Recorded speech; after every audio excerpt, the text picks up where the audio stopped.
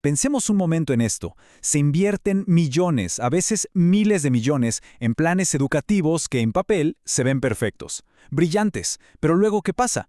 Llegan al aula y se estrellan. Simplemente no funcionan.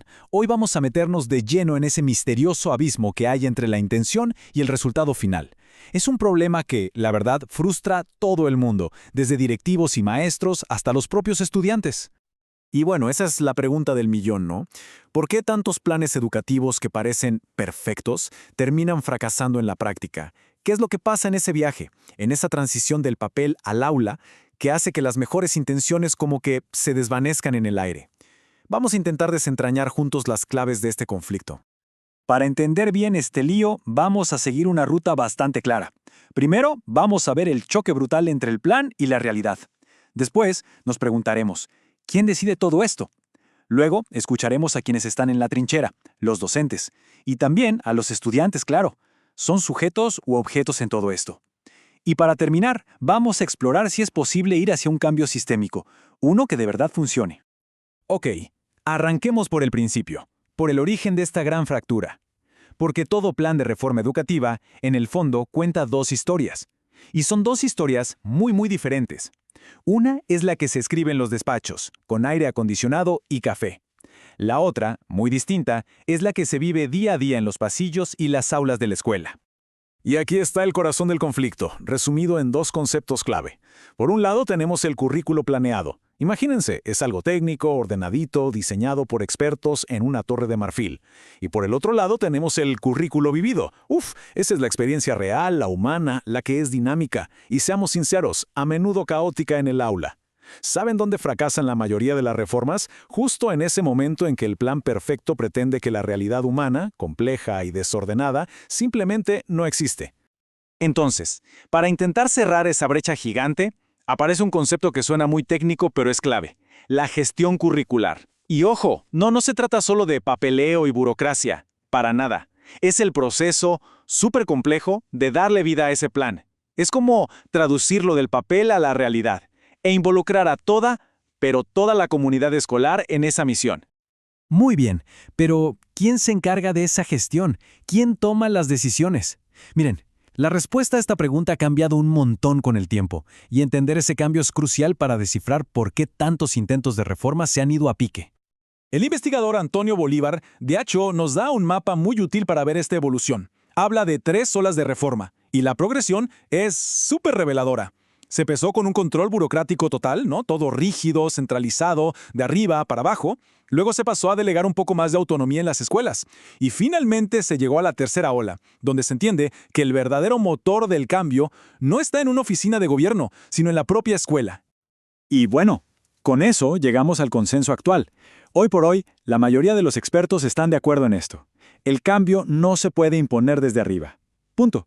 La unidad básica, el lugar donde la magia de la mejora educativa tiene que pasar, es la propia escuela, entendida como una comunidad que aprende y que se transforma desde adentro.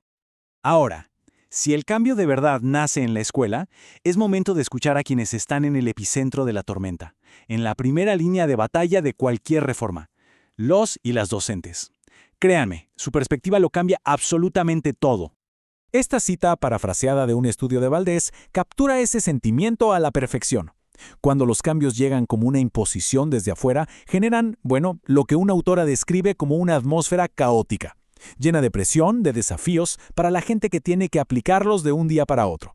Y es fundamental que entendamos algo. Esta resistencia de los docentes rara vez es por simple terquedad o por no querer cambiar. Es una respuesta súper lógica. Pensemos, no se les consulta, les faltan recursos, las reformas llegan apuradas y mal comunicadas, y encima ignoran lo que de verdad pasa en el aula. ¿El resultado? El cambio no se ve como una ayuda, sino como una amenaza, como una intervención perturbadora.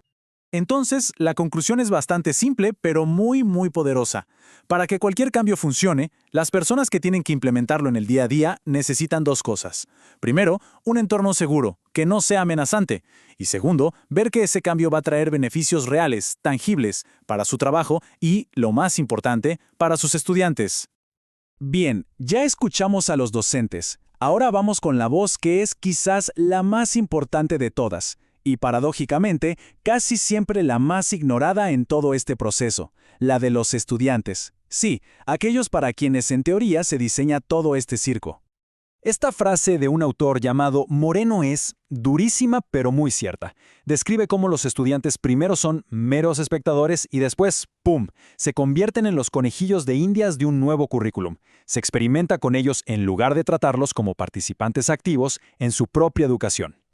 Y que nadie se equivoque pensando que no se dan cuenta. Claro que se dan cuenta. Los estudiantes son súper conscientes de la brecha que hay entre lo que se dice y lo que se hace. Critican los métodos anticuados, la falta de habilidades prácticas, la burocracia e incluso, fíjense qué agudos, se dan cuenta de las luchas de poder entre los profes y cómo eso afecta directamente su aprendizaje. Y todo esto nos lleva a una contradicción que es francamente absurda, sobre todo en la universidad. A los estudiantes se les considera adultos para todo, menos para lo más importante, participar en las decisiones sobre su propia educación. Es una pregunta que hay que hacerse. ¿Por qué? Ok, hasta ahora hemos visto al plan chocar de frente con la realidad, y hemos escuchado las voces de quienes suelen ser ignorados. Entonces, la gran pregunta es, ¿cómo rompemos este ciclo de fracasos? Pues todo apunta a que la solución pasa por algo radical, abandonar la imposición y finalmente empezar a conversar. Y este es el punto fundamental. Un cambio real, uno que perdure, no es solo una tarea técnica de cambiar un documento por otro. No, es algo mucho más profundo. Se trata de transformar mentalidades, prácticas y, en última instancia, toda la cultura de la institución.